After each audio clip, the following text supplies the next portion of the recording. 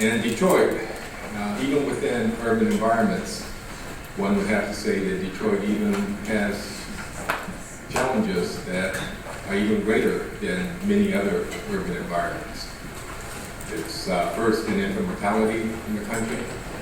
Its infant mortality rate is similar to that of many third world countries. It's first in terms of rate of asthma in children. And many other diseases, the morbidity and mortality far outweighs what occurs in other environments. Now, Wayne State is focused on some of these issues, many of these issues. Certainly the perinatal research branch, which is run partly by Sonia Hassan, who's here, has been doing great work in terms of trying to reduce the infant mortality and dealing with premature births, and have made some significant scientific discoveries that is impacting in a very tangible way infant mortality. And we also have more recently the Center for Urban Responses to Environmental Stressors, or CURES, that looks at industrial urban environments and the negative impacts of these environments. But you know, research alone is not going to get it done. It's not going to take us where we need to go. We've devoted a significant part of the iBio, the new research building here on task. In fact, it's devoted to looking at issues that impact urban environments and issues specifically that are disproportionate in Detroit to see if we can make a difference. But academia alone is not going to be able to get it done. It's an important component, and we do have many people from academia here, including not only from Wayne State, but from other universities, particularly University of Michigan here in this audience. So thank you very much for coming. But we also have people from the foundation world, both from local foundations, Kellogg, Tresky, as well as national. And we're very indebted to Dwayne Proctor from the RWJ for his presence here. We look forward to his thoughts on this subject. Department of Health and Human Services is another participant here. And my friend and colleague, Dr. Nadine Gracia, the Deputy Assistant Secretary for Health and Human Services, will be here shortly. She was supposed to get here last night, but her plane got canceled.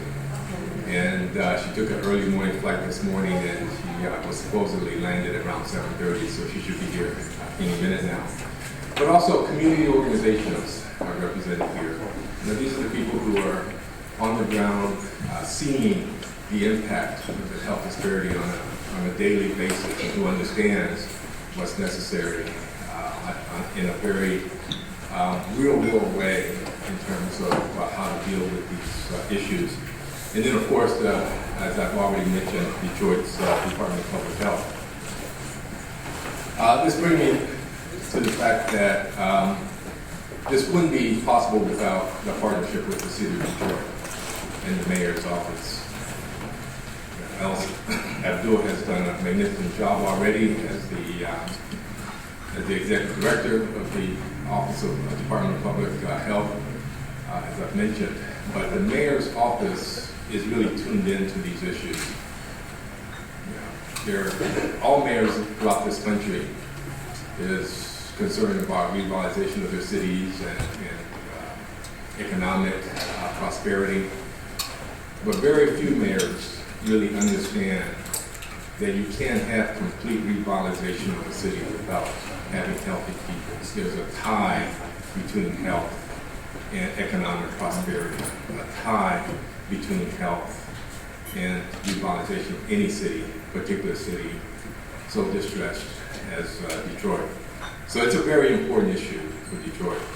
And this mayor also has already shown a commitment to dealing with health disparities in a head-on way, as he does with everything he tackles, by being the spearheading the Save Your Date campaign a couple years ago, which, for those of you who are not familiar, is a campaign to get women who are pregnant to go to term. So Save Your Date, a partnership between the city, Wayne State, Henry Ford, and a number of other health institutions as well as insurance companies. I think a great effort to try to help these pregnant women make sure that they go to term and they will have healthier babies. And so he's already shown a commitment to addressing health disparities in this city. And so it was a real pleasure for us to be able to work with the city of Detroit. And I think that together, with all of your help, we want to come away with something that is tangible, that we can build on, that we can continue to work on, not as a one-day conference. I'm sure that we're going to have a very productive conference today, and everybody will go home and feel like they've had a good day. But we're going to keep calling on you, because this is about coming up with some action plans that we can continue to try to implement over the course of the next couple of years to really reduce health disparities and reach health equity. So with that, let me ask the mayor if he would come up and say a few words.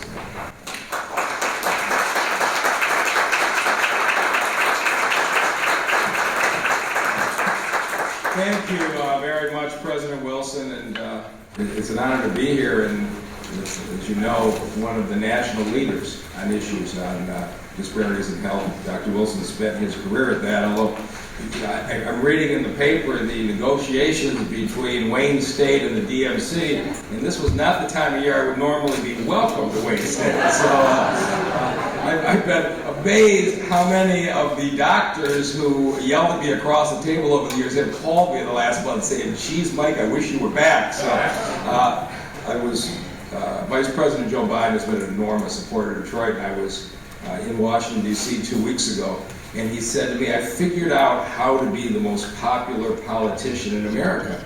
I said, "How'd you do that?" He says, "I announced I wasn't running for president." He said, "Now everybody loves me." And I'm learning that the only way to be the most popular CEO of the DMC with Wayne State is to be the ex-CEO. So I'm glad to be back here visiting.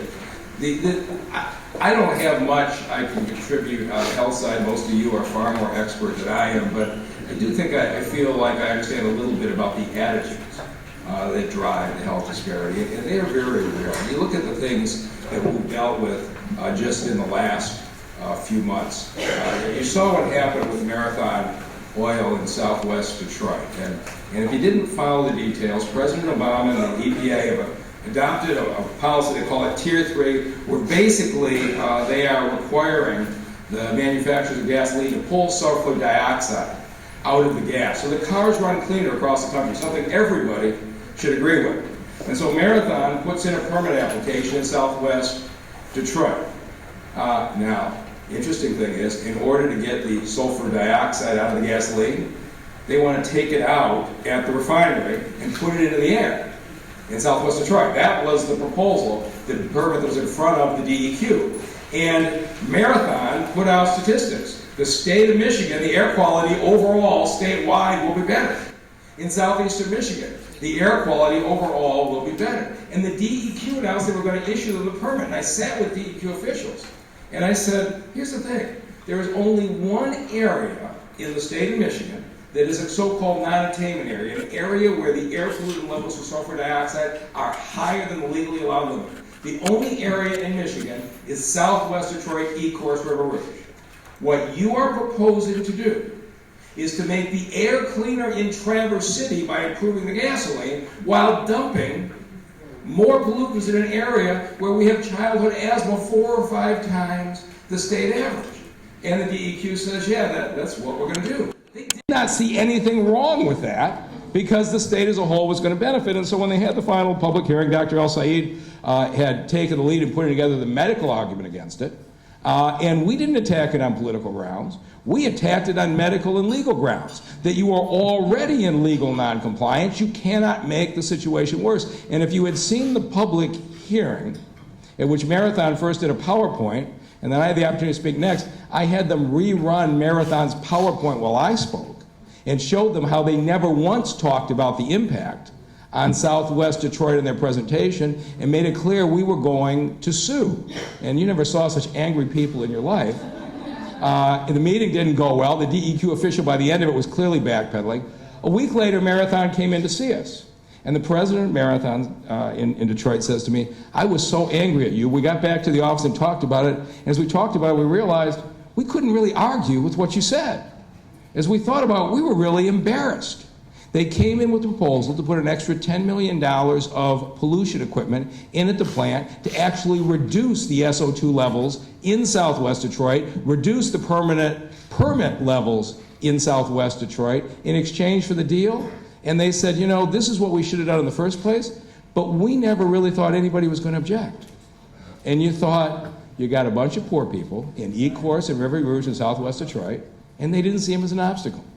And had we not spoken up, they wouldn't have. There is a fundamental issue there on the way we value different lives. We more recently have an application from a fellow along the riverfront in Southwest Detroit who wants to store Coke Breeze along the riverfront. Now, I'm not a metallurgist, but Coke Breeze is a semi-solid product that is involved in the ore processing process. It's got carcinogenics in it, and the air can blow it, and it can get into the neighborhoods. And there's different standards. And so I asked Dr. El Sayed, I said, okay, we're not going to take a political position. Tell me what the science is. And he comes back and says, when the wind blows, this is dangerous. Here's Chicago's ordinance. They require you to build an enclosure if you're going to store the Coke Breeze. So we said, fine. So we said, you're not getting a permit unless you build an enclosure. They were furious. They brought us in the standards from Gary, Indiana, that showed it's stored by the waterfront. And the lawyer from the group, I am not making this up, said Detroit is not Chicago, Detroit is Gary, Indiana. You should be adopting the Gary standards. And I listened to that. And I said, what are they saying? That people in Detroit and people in Gary, their health is valued differently than people in Chicago. This is a deep issue in this country. And while we can look down on corporate America, I just got to tell you my own experience when I came into DMC and saw what I saw at DMC in Wayne State, the people who were treating people of color and the poorest people in this state.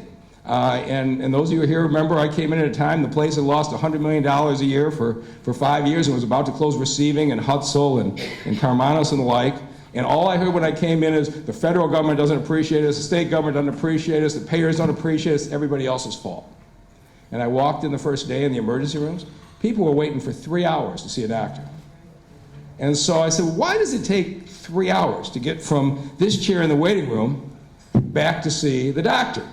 And they said, you don't know anything about healthcare, it doesn't really matter. I said, what do you mean it doesn't matter? He says, they just feel like they're lucky to have us here. They don't mind waiting 3 hours. I said, I think I understand how you guys managed to lose $500 million. What we had to do with the hospital administrators and doctors that changed, but I said, here's what we're going to do. Oakwood Hospital at a time had a 30-minute guarantee. We're going to see the patients in 29 minutes, which meant every hospital administrator, not only the emergency room doctors, but the radiologists who had to read the x-rays and the pathologists who had to do lab tests, all had to get together. You could not believe the resistance, and I fired a senior official at Sinai Grace who told me we're wasting our time putting the kind of service level in Detroit that people expect in the suburbs. I fired him. We did implement the 29-minute standard. We saw 95% of the patients, and it was the turning point in the DFC. The damnedest thing happened. When you treated Detroiters like you would treat any human being with first-class service, all the insured Detroiters came back. We went from losing $100 million a year to making money the very first year. But I was shocked at the attitude of complacency that I ran into. It's not an easy thing to change. And we're seeing it right now in the city of Detroit. And you're seeing the grief I'm taking on it. And that's the demolitions that are being done in the city. You've seen how much grief I've taken? Have you seen me back down for a second?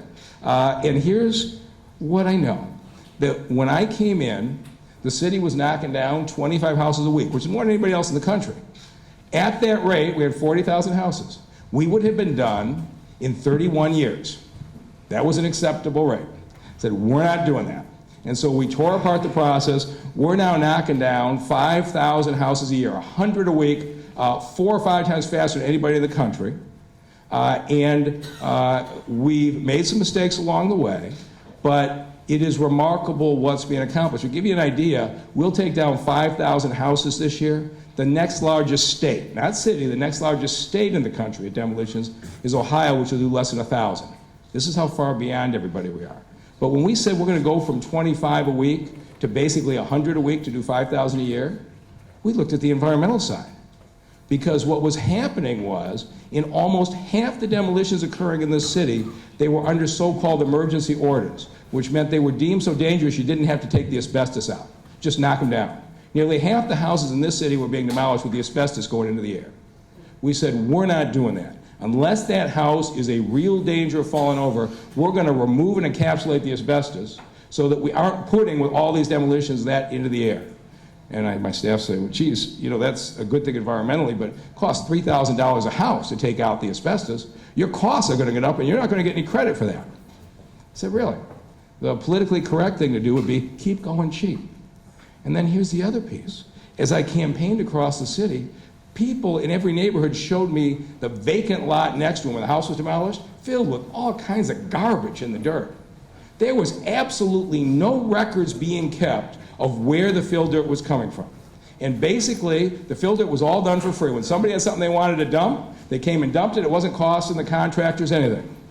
We said, we are going to identify the source of every single fill dirt. Now, when you're doing 5,000 a year, that's a lot to keep track of. And if you don't have a clean source, you're going to have to go to a quarry. And so they had to start driving out to Port Huron and Brighton to buy dirt from clean quarries. And before we let them do it, we went out to the quarry and we tested the dirt. Now, it takes 24 truckloads of dirt to fill a hole. It's amazing what I've learned. And so 24 truckloads coming from Brighton and Port Huron. It's adding $2,000 a house. But think about what's happening. When you finish that, the children of the neighborhood are playing on that lot. And in our town, one day their children will be playing on that lot. I made a decision that it was worth the extra $2,000 a house to have our residents live in neighborhoods for generations to come where we knew the fill dirt was clean. Now, I have taken meetings with reporters sneering at me, saying he's blaming it on the dirt. Dirt is cheap. Costs are going up. It's inexplicable. And I said, you know what? You're damn right. The costs are going up because we are taking down these houses in an environmentally safe way. We're taking the asbestos out. We're cleaning the fill dirt. And I really don't care how much you criticize me because think about what their attitude is. Your tax dollars being spent as if those people in those neighborhoods didn't deserve that extra $2,000 to have clean dirt go into their area. And you say, if you want to change the world, you've got to be ready to take some serious pushback. And that's why I was so pleased to partner with Wayne State and Dr. Sonia Hassan on Make Your Day. It's so interesting. If you didn't follow this, the perinatal research branch of the NIH is here. And I don't know, 4 or 5 years ago, they had an international breakthrough on preterm birth, and we arranged, when I was still the CEO, an international teleconference. Amazing, picked up all over the world, but they learned that women with a short cervix have a much higher rate of preterm birth and, of course, infant mortality and complications, and a relatively easy administration of a drug called progesterone can cut that risk in half. Remarkable. It is a breakthrough being adopted by countries around the world. And a couple years ago when I came in, Dr. Hassan said to me, you know, I'm really glad we made this breakthrough, but do you realize these practices we learned here aren't being adopted in Detroit? They aren't being accepted by our own doctors in our own places. And so she had this idea to do this initiative, Make Your Date, which is, of course, saying to women, this is really important for the health of your baby, that you make your due date. And so we got in Henry Ford and St. John's and DMC, and to their credit, we got all of them to adopt the standard that says you do the transvaginal ultrasound for every single pregnant woman. We got the state of Michigan to agree to reimburse for it. It was all complicated stuff. And when we did all that, we ultimately persuaded people to do it. And then Dr. Hassan says, you know, there's some other research coming out of Yale. And that research out of Yale says that when women see doctors in a group, 5 or 6 patients at a time, and they meet regularly with the doctor, when they're pregnant, they have a significantly lower risk of preterm birth than when they meet one-on-one. There's something about the group process where they can talk to each other, support each other afterwards. You don't always hear what your doctor's saying. She says, I want to bring the group physician visits in. So we've enrolled 3,500 people in the Make Your Day process, 500 in the group visits. And The preterm birth rate in this city is 18%. For the 3,500 women in our group this last year, it was 11%. You can change the world, but it takes a lot of work. And that's why conferences like this that push the conversation are so important, and it's why I wanted to be here this morning. I hope you enjoy it. Dr. Wilson, thank you so much for the invitation.